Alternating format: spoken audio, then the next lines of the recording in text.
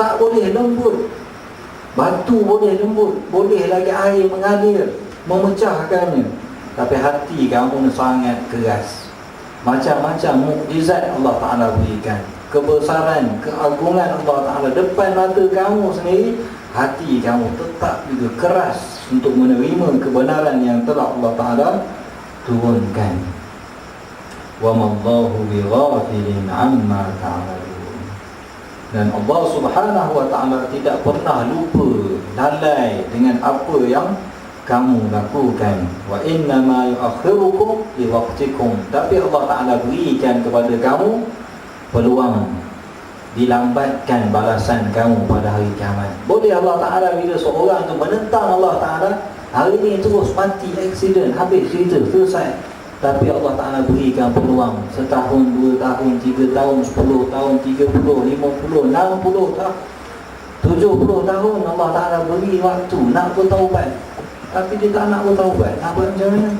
Allah Ta'ala dah berilah waktu kepadanya, berilah peluang kepadanya. Itu Allah Ta'ala yang Maha Pemurah, Rahman, Ar-Rahim. Allah Ta'ala boleh balas daripada mula-mula dia sebutkan kekufuran, time itu Allah Ta'ala bunuh, musnahkan dia, boleh. Tapi Allah Ta'ala dengan rahmatnya memberikan kepada manusia, dilambatkan balasan mereka. Semoga dengan itu mereka kembali kepada Allah Subhanahu wa Ta'ala. Hikmah yang telah Allah Ta'ala berikan. Jadi itulah di antara kisah Bani Israel, dan bagaimana kisahnya mereka ini begitu degil dengan perintah Allah Subhanahu wa Ta'ala, yang tujuannya kisah ini adalah untuk kita pertama. Kita sebagai umat Nabi Muhammad sallallahu alaihi wasallam. Kisah ini orang Yahudi, kita tak tahulah mereka baca Quran ataupun tidak. Mereka nak tadabbur, nak tengok cerita ini, cerita datuk nenek mereka yang Allah Ta'ala tujukan pada mereka. Sama ada mereka berkaji Al-Quran, tengok, ataupun hati mereka terkesan ataupun tidak, itu kita tidak tahu. Tetapi kita ini yang baca Al-Quran, Allah Ta'ala beritahu inilah akibat bagi orang yang keras hatinya, maka dia akan dibinasakan oleh Allah Subhanahu wa Ta'ala.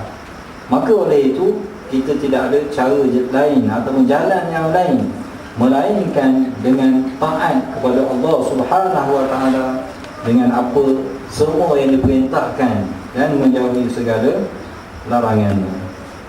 Jadi berdasar ayat ini, di sana terdapat beberapa risalah, kita ringkaskan atau kesimpulan daripada pengajaran yang boleh kita ambil. Yang pertamanya,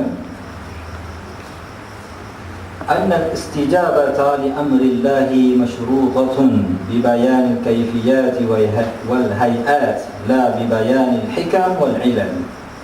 Allah Ta'ala bila perintahkan pada kita satu perkara, tak payah kita nak cari kenapa Allah Ta'ala perintahkan, apakah sebabnya, apakah hikmahnya, apakah maqasidnya. Bukan itu kerja kita. Itu kerja Allah Ta'ala. Kalau Allah Ta'ala beritahu pada kita, adalah. Tapi apa sahaja yang Allah Ta'ala perintahkan, buat terus. Jangan ditangguh-tangguhkan. Terima tu. Bila Allah Ta'ala suruh, lakukan terus. Jangan jadi macam Bani Israel. Tanya, kenapa pula kami kena sembelih lembu? Adakah kamu main-main dengan kami? Mereka mempertikaikan Nabi Musa alaihissalam. Jadi sebagai umat Nabi Muhammad SAW, apa sahaja dalam Al-Quran atau dalam sunnah Nabi SAW, bila Allah Ta'ala perintah, sami'na wa ata'na, kami dengar, kami patuh, kami buat. Itu sebagai orang yang beriman. Mereka tidak mempertikai, tanya kenapa kamu buat begini. Itu bukan sifat orang yang beriman sebenar-benarnya kepada Allah Subhanahu wa Ta'ala. Dan yang keduanya, anna haqiqatal amri syar'i hiya 'ala al-fawri la 'ala at-tarahi. Perintah Allah Ta'ala asalnya ialah segera perlu dilakukan, bukan dilambat-lambatkan atau dibiar-biarkan ataupun ditangguh-tangguhkan. Mana tak nak buat dulu, buat tu benda lain, sibuk dengan benda lain, lupa kepada perintah Allah Subhanahu wa Ta'ala. Nah, dalam kisah ini, bila Allah Ta'ala perintah, dia suruh terus buat. Bukan kata tak aku tunggu dulu 10 tahun, 20 tahun. Tidak. Sekarang bila Allah Ta'ala perintah, dalam Al-Quran, dalam sunnah, buat terus. Selagi kita ada waktu, selagi kita diberikan kesihatan, kesenangan, buat. Kecuali kalau ada keuzuran, ada masalah, ada kesakitan, ada keuzuran, itu tak ada masalah. La yukallifullahu nafsan illa wus'aha. Allah Ta'ala tidak akan membebankan kita melainkan apa yang kita mampu sahaja. Kalau kita mampu, lakukan apa perintah Allah Subhanahu wa Ta'ala. Di sini disebut ada satu kisah, kita ringkaskan kisah Bani Israel dengan Nabi Zakaria. Nabi Zakaria sezaman dengan Nabi Isa AS. Jadi pada ketika itu Allah Ta'ala telah memerintahkan kepada Nabi Zakaria 5 perkara. Dan kemudian Nabi Zakaria melambatkan perkara, tak sampaikan. Kenapa? Kerana orang Yahudi ni, dan akhirnya bila Nabi Yahya sampaikan, dia kena bunuh, mati terus. Jadi Nabi Yahya lewatkan sedikit, sehingga Nabi Isa bertanya, jika kamu nak sampaikan, ataupun aku yang akan sampaikan kepada mereka perkara tersebut. Maka Nabi Yahya mengatakan, aku akan sampaikan sendiri. Kerana bila aku tak sampaikan, Allah Ta'ala akan menghukum mandiri aku. Akan yang disebutkan an u'adzib aw yukhsif bi, sama ada aku akan diazab oleh Allah Ta'ala ataupun Allah Ta'ala akan menelan aku, maknanya dengan buminya ataupun dengan berikan azab yang lain. Jadi setelah itu Nabi Zakaria pun sampaikan perintah Allah Ta'ala, antaranya adalah beriman jangan syirik, mendirikan solat, puasa, zakat dan ingat pada Allah Ta'ala. Bila dia sampaikan perkara ini secara ringkasnya, dia telah dibunuh oleh Bani Israel bila diperintahkan dengan perkara tersebut. Dia nak ceritanya perlu disampaikan dengan segera. Perintah Allah Ta'ala perlu dilaksanakan dengan segera. Dan yang ketiganya, an-nahi an su'ali al-mu'annit wa anna man tashaddada shaddada Allahu alaihi. Jangan tanya soalan-soalan yang menyusahkan, yang akhirnya Allah Ta'ala akan menyusahkan orang tersebut. Dan seperti dalam kisah Bani Israel ini, mana Allah Ta'ala dah mudahkan mereka, iaitu sebelihlah apa sahaja lembu, tetapi mereka menyusahkan diri mereka. Akhirnya Allah Ta'ala memberikan balasan di mana mereka ini dibalaskan dengan kesusahan. Seperti dalam hadis Nabi SAW riwayat Muslim, "Dharuni ma taraktukum fa innama halaka man kana qablakum bi kathrati su'alihim wa ikhtilafihim ala anbiya'ihim. فَإِذَا أَمَرْتُكُمْ بِشَيْءٍ فَأْتُوا مِنْهُ مَا اسْتَطَعْتُمْ وَإِذَا نَهَيْتُكُمْ عَنْ شَيْءٍ فَدَعُوهُ." Maka hendaklah kamu melakukan apa yang Allah Ta'ala perintahkan, apa yang telah perintahkan oleh Nabi SAW. Sesungguhnya umat-umat sebelum kamu ni ramai yang binasa kerana apa? Banyaknya bertanya benda-benda yang tak ada faedah, yang tak ada manfaat, yang menyusahkan diri mereka sendiri. Dan banyaknya mereka berkhilaf, mana bercanggah dengan Nabi mereka. Nabi kata begini, mereka kata tidak, kami tak nak ikut Nabi. Kami rasa pandangan kami, idea kami, fikiran kami lebih waras, lebih matang, lebih bagus daripada Nabi. Itu percanggahan kepada apa yang dibawa oleh Nabi SAW. Maka Nabi SAW bersabda, apa sahaja yang aku perintahkan, lakukan setakat apa yang kau mampu. Kau mampu buat, lakukan. Wa idza nahaitukum an syai'in, bila aku larang kamu satu perkara, hendaklah kamu tinggalkan. Jadi itu adalah merupakan perintah Nabi SAW. Dan juga di antara risalah yang boleh kita ambil daripada ayat ini ialah an-nahyu an kulli ilmin laisa tahtahu amal. Maksudnya dilarang supaya kita bertanya satu soalan yang mana tak ada apa boleh kita buat dengan jawapannya. Tanya benda yang tak ada gunanya. Contohnya, tanya, apakah, macam ni tadi, badan lembu yang dipukul oleh orang mati tersebut, apa gunanya? Nak tahu kepala ke, tanduk ke, kulit ke, daging ke? Tak ada faedahnya. Kalau kamu tahu, kamu nak buat apa? Kamu nak goreng, nak masak lembu tersebut, tak boleh itu. Jadi apa gunanya untuk kamu bertanya? Itu pada kita lah. Dan contohnya dalam surah Kahfi, Allah Ta'ala cerita ada anjing Ashabul Kahfi. Kita tanya, apa nama anjing tersebut? Apa gunanya kita tahu nama tersebut? Nak berkenalan dengan dia? Bukan dia ada pun.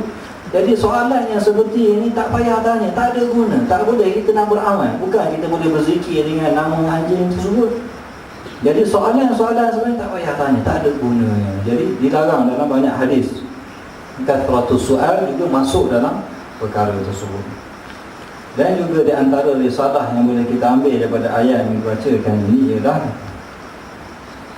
anna irad ayat al-Qur'aniyah wal-haqa'iq ad-diniyah ala sabilillah wal-la'ib wal-mizah bal as-sukhriyah wal-istihza' min akbari al-kufriyat.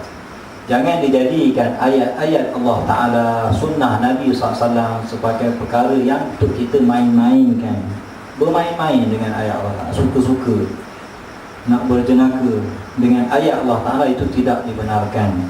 Seperti dalam ayat Quran Allah Ta'ala sebut, wala in sa'altahum la yaqulanna innama kunna nakhudu wa nal'ab qul abillahi wa ayatihi wa rasulihi kuntum tastahzi'un. Dan apabila kamu bertanya kepada mereka, mereka kata kami hanya main-main saja, bergurau senda saja, main-main dengan kamu urusan agama. Maka Allah Ta'ala perintah, katakanlah adakah dengan Allah Ta'ala, dengan ayat-ayatnya, ayat Al-Quran, dengan Rasulnya kamu main-main? Allah Ta'ala main-main dengan kamu, perintah, kewajipan, larangan, itu tidak ada main-main, semuanya serius. Al-Quran semuanya daripada mulanya sampai akhirnya Allah Ta'ala tak ada main-main, tak ada nak bergurau senda dengan manusia. Bukan itu sifat Allah Ta'ala, menurunkan ayat Al-Quran dan juga diutuskan Nabi SAW. Dan juga di antara yang kita lihat dalam kisah ini ialah qa'idatul muamalah binaqidhi al-maqsud. Yang kita lihat tadi, di mana orang ni tadi dia nak cepat hartanya, dia bunuh pak saudara dia, maka Allah Ta'ala balas, dia dihukum bunuh. Disebabkan dia telah membunuh waktu saudaranya. Itu juga yang telah dibincangkan oleh para fuqaha. Mana stajala, siapa yang nak cepat harta dia bunuh ayah dia ke pak saudara, nak harta pusaka cepat, maka dihukum bihirmanihi, dia tak dapat harta pusaka tersebut. Dia tidak mendapat mewarisi apa yang telah sepatutnya dia dapat, tapi akhirnya dia tidak mendapat perkara tersebut. Dan begitulah banyak lagi lah risalah-risalah yang lain. InsyaAllah kita akan sambung lagi dalam ayat-ayat yang akan datang. Semoga dengan apa yang telah kita lihat daripada ayat-ayat ini boleh kita amalkan dalam kehidupan kita, dan menambah lagi ketakwaan kita, ketaatan kita kepada Allah Subhanahu Wa Taala, dan menjadikan dia sebagai hujjah yang kuat untuk kita terus bersabar di atas jalan Allah Subhanahu Wa Taala, dan juga untuk kita menjauhi jalan-jalan yang menjauhkan diri kita daripada Allah Subhanahu Wa Taala, antaranya orang Yahudi dan Nasara dan apa yang mereka lakukan. Wallahu a'lam. Jadi sebelum kita menangguh majlis kita pada malam ini, kita buka sekiranya ada persoalan ataupun perkongsian, tambahan dan sebagainya, kita persilakan kepada ahli jemaah sekalian.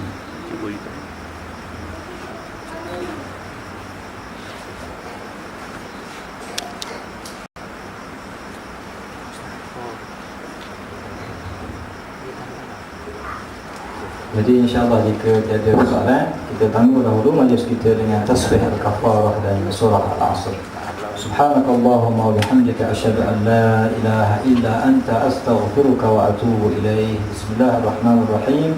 Wal 'asri innal insana lafi khusr illa alladhina amanu wa 'amilus salihat wa tawasaw bil haqq wa tawasaw bis sabr. Aqulu qawli hadha wa astaghfirullahal 'azim li wa lakum ولسائر المسلمين والمسلمات وبالله التوفيق والهداية والسلام عليكم ورحمة الله وبركاته.